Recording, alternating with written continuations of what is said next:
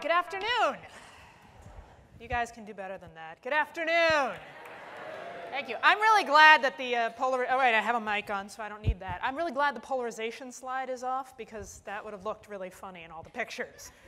People already think I'm polarizing enough. Thank you so much for having me. I'm thrilled to be here. I've already enjoyed those of you I've met and learned so much just from the session before this. And I'm excited to get to set up the panel that's going to come after, which I also think is going to be very interesting and revelatory. So for purposes of understanding my remarks today, you need to know 3 things about me. First, you need to know that I'm Jewish. Now, you may have assumed this by the fact that I'm here, but I didn't want to leave it vague, just so we're clear. My last name, after all, is Kohn. Which for most of my life, by the way, I thought meant that I was a Kohen, you know, descended from the priests and all that. And then I found out in graduate school my last name was actually Canuck. Not a Kohen at all. I just went down in like some of the rooms regard. It's okay, I'm fine. The point is, I'm still Jewish, thank you, number 1. Second thing you need to know, as was mentioned, is that I'm gay. Now, I also tend to think that that's obvious, but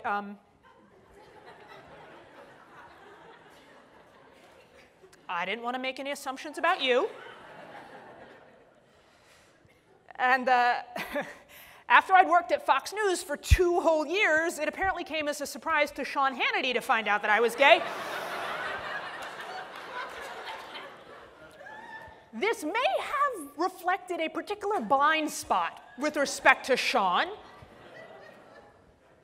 because I've always kind of prized myself on being what I thought was uber extra gay, you know? But just in case it wasn't obvious, I thought I'd put that one out there too. And then the third thing that you need to know is that I hate Twitter, and I think you'll pretty soon figure out why. So, that in mind. Whenever I say or tweet something about Muslims, for instance, if I make what I think should be an obvious point that not all Muslims are terrorists, or that 1.4 billion people worldwide can't be lumped in with a handful of violent extremists, I get vicious responses from right-wing conservatives who suggest I'm being naive with respect to Muslim homophobia. For example, I get responses like, not all Muslims would kill you for being gay, but some would. Or, why don't you move to the Middle East and see how you feel about Muslims when they throw you off a building? Now, this fascinates me for a whole host of reasons, but mainly because the folks saying this to me haven't exactly been the greatest advocates of gay, lesbian, bisexual, and transgender rights themselves. I'm going to put that out there. I hope I haven't shocked anyone yet. It's still early. When we look at the history of gay liberation in the United States and around the globe, these are usually the people who are lined up in the staunchly opposed column, the ones who insist being gay is a sin, being gay around kids is dangerous, and being transgender in a bathroom should be downright criminal, as some states are trying to legislate even as we speak. Unlike Islam, they insist, Christianity is not inherently homophobic as a religion, though these are often the same exact people, certainly from the same ideological branch, who are arguing that it's precisely because of the principles inherent in their religion that Christian bakers shouldn't have to serve gay cakes to gay couples, or just regular cakes to gay couples. I'm always confused. Cakes at all. No Christian cakes for gay people. And they make that argument based on their supposedly not inherently homophobic religious principles. You following? Because it's kind of hard to follow. When I make that point, Twitter responds by saying you can't equivocate cake baking with murder, which, by the way, for the record, I do agree with. So we're clear. I know what the tweet is coming out of this one, and it's not going to be that, folks, okay? You cannot equivocate cake baking with murder, but you can equivocate hate with hate.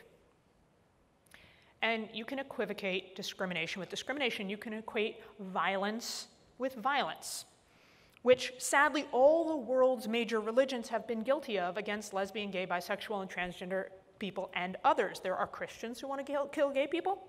There are Jews who want to kill gay people. There are Muslims who want to kill gay people. It is not inherent to any of these religions or even the human condition in general, I hope, but rather a fact of reactionary, ugly hatred's need to bury itself in moral rationalization and to try to feel superior as opposed to shameful, amidst the depths of such hate.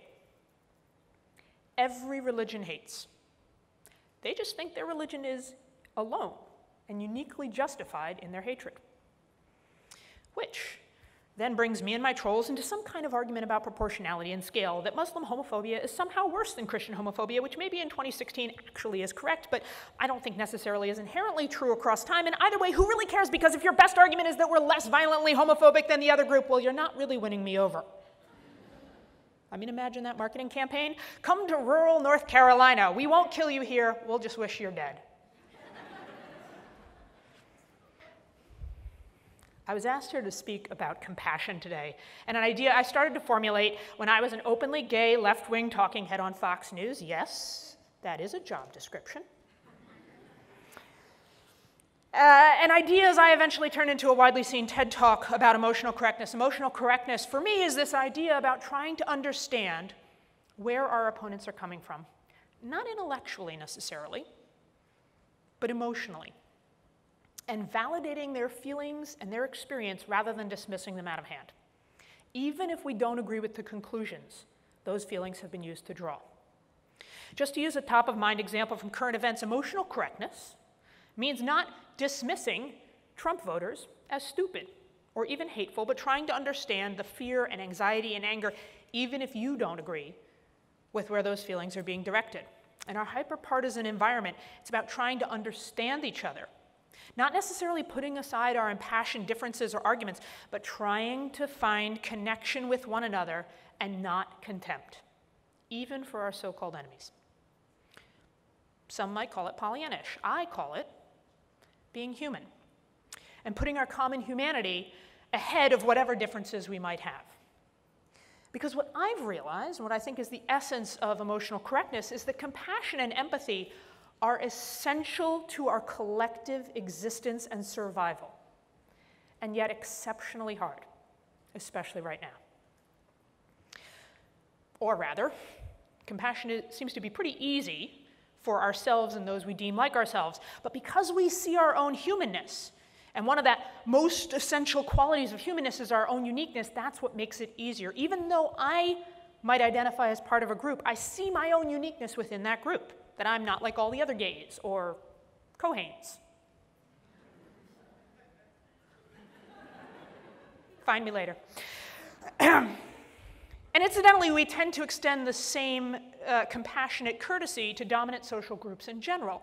Right? When individual black people commit crimes, we consciously or unconsciously add them to our tally of bad black people, used to incriminate the group as a whole.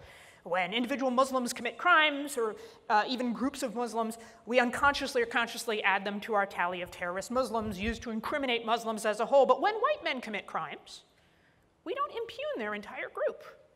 Why is that?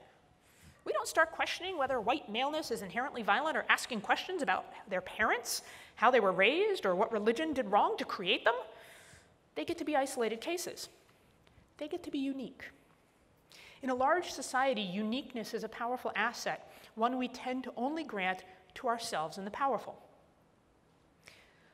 Our ability to find compassion and understanding for others is tied not only to a shared sense of humanity, but a sense of the particularity of those others, the gift of particularity to others, that we understand we're somehow linked as human and yet also grant the honor of each other's uniqueness.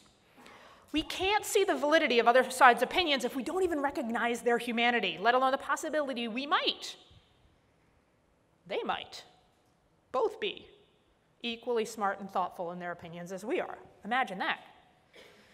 Instead, what we seem to do is increasingly draw rigid stereotypes about others and cast the people who disagree with us not only as wrong, but inferior. And wait for it, even if someone on our side, on our team, in our group, diverts from the orthodox dogma we try to enforce, and by the way, I should be careful, I don't mean orthodox in a religious sense, I mean it in a sort of secular, dogmatic, political dogma, political orthodoxy. If someone in our group, on our side, tries to divert from the political orthodoxy we enforce, we implicitly push them out of the group. We revoke their membership card. So when I point out There are gay Muslims. There are gay bars in Muslim countries. 3 Muslim nations have elected women heads of state. Even women and gay people, travelers in my own tribe, say I'm being a bad gay person or a bad feminist or a bad Jew, instead of allowing their minds to be opened and challenged. Or whenever as a white person I talk about issues of racial bias against black and brown people in our country, I get called a race traitor. Pointing to the context of the panel discussion that will follow me, think about whether you've ever done that. Because I'm not talking about this in abstract terms, and in this conversation, it's not going to be an abstract conversation. Think about whether you've ever, if someone expressed compassion for Palestinians, that makes them a bad Jew. Or if someone critiques the boycott, divestment, sanction strategy, they're a bad progressive. Since when did open-mindedness and compassion for others and for the opinions of others become some form of partisan betrayal? When did that happen? That's what we act like increasingly. That in our hyper-partisan, hyper-polarized culture and politics, expressing even the slightest modicum of interest in the possible validity of the other side's perspective is not only weakness, but treachery. This is the product of our new hyper-partisan era that was just talked about, in which Americans on one side of the political aisle hate the other side more now than ever. Studies show we're now actually willing to discriminate based on party affiliation. Some studies actually suggest that willingness to discriminate may now rival or actually be a proxy for racial bias. We hate each other that much. And in this climate, compassion, reaching across the aisle, reaching across identity groups, trying to understand each other, is considered treachery. Democracy cannot function in this environment. Democracy cannot function in this environment. Social change and transformation and understanding and learning certainly cannot function in this environment. I think we're starting to see all of that now, at least in the United States. Now, let me be very clear here about what I'm not saying. I'm not saying we shouldn't have strong opinions. I mean, come on, my entire career is based on having strong opinions, right? When I was in 2nd grade, my 2nd grade teacher said, you better keep your opinions to yourself or you're going to get in trouble. It turns out, you can have a whole career based on having strong opinions in America today. Take that, Mrs. Flesack. But obviously, I'm an advocate, right? I believe in opinions, ideas. I even believe in ideology. I believe in arguing passionately for your beliefs. In fact, I also think that's an essential part of democracy and engaged citizenship. It's certainly what this country was founded on.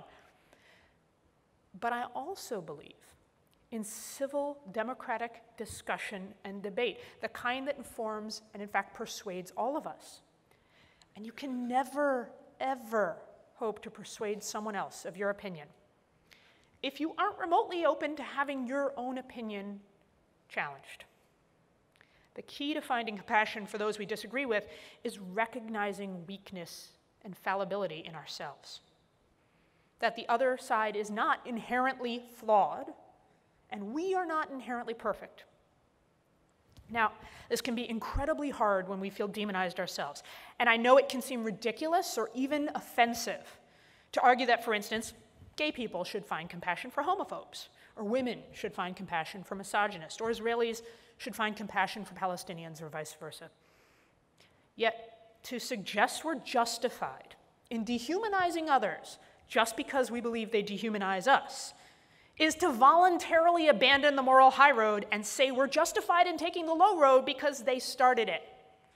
And that, by the way, is not a far cry from what we're seeing in American politics today, arguing that, for instance, America should torture and brutalize terrorism suspects because terrorists decapitate Americans, right? I mean, if they can be that bad, we should all be that bad, right? What kind of logic is that? What kind of moral principle is that to lead with? We have to be better than that. We must be better than that. That, by the way, is leadership. Social movements for liberation in the United States and abroad have historically come not from stooping to the same low moral ground as our opponents, but showing the path forward along higher moral ground. The civil rights movement fought violence with pacifism. The gay rights movement fought hatred with love. Hating our opponents, including those we think of as our allies but demonize, hating our opponents will never be the path to ending their hatred of us. Hating our opponents will never be the path to ending their hatred of us. And demonizing each other will never be the path to a united movement for higher moral ground.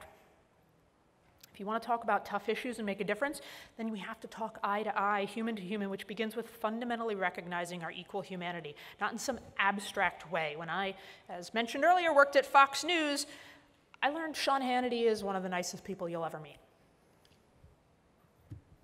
When I've traveled in the Middle East and met Muslim parents, I have learned that they are as worried about hapless violence and terrorism as I am. And the people in this room who disagree on policy, who think boycotts are good and the Iran deal is bad, or Iran deal is bad and boycotts are good, they are all good, caring people who care about Jewish identity and the people of Israel. We can think someone's idea is bad without thinking she or he is a bad person. It's not that hard, right? It's possible. In fact, it's necessary to an evolved, engaged, democratic society instead of one that keeps descending rapidly into the gutter, which, please, we have to be better than. We have to not do this. Now, remember in the beginning, I told you those 3 things about myself, including that I'm Jewish. I should kind of, at this point, because now you're all looking at me like I've just like, yes, the choice here is like the gutter. It's gotten really bad really quick, people. I'm just, are you okay out there? I didn't mean to upset you. Okay. I did give you an out, right? All right. So when I say I'm Jewish, this is where I should sort of probably qualify that I am Jew-ish. Thank you, thank you. I was never bat mitzvah. This, by the way, may be the closest I've ever come.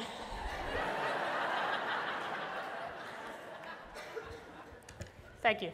Don't expect a Torah portion. I mean, also don't be surprised that I wasn't bat mitzvah. I was an incredibly opinionated and persuasive kid, right? All right. But it's with extreme caution that I quote the Mishnah, a passage of which says, thank you, thank you. Did people just actually laugh? Huh. All right, you'll work me through that one later. All right, great. Well, anyway, somewhere it said it there. Who is wise? He who learns from all people. As it is said, from those who taught me, I gained understanding. I like that. Wisdom and understanding. And that understanding comes, not just can come from anyone, but actually from the process of seeking understanding from all. Understanding and wisdom are incredibly undervalued in our society today. You don't have to watch much cable news to find that one out. And they seem to just be rapidly dwindling commodities. Persuasion, however, cannot happen without the wisdom that comes from understanding, in particular from trying to understand each other. And liberation has and never will be attainable only for the few. From all those who teach us, we gain understanding, recognizing what we have to learn, even from those we disagree with, recognizing our shared humanity, even with those we've been taught to reject or even despise. Emotional correctness, mutual compassion, understanding are absolutely requisite ingredients for the world I know we all want, the freedom we all seek, the justice we all need. And it begins with all of us. It definitely begins with all of you. Thank you so much for having me.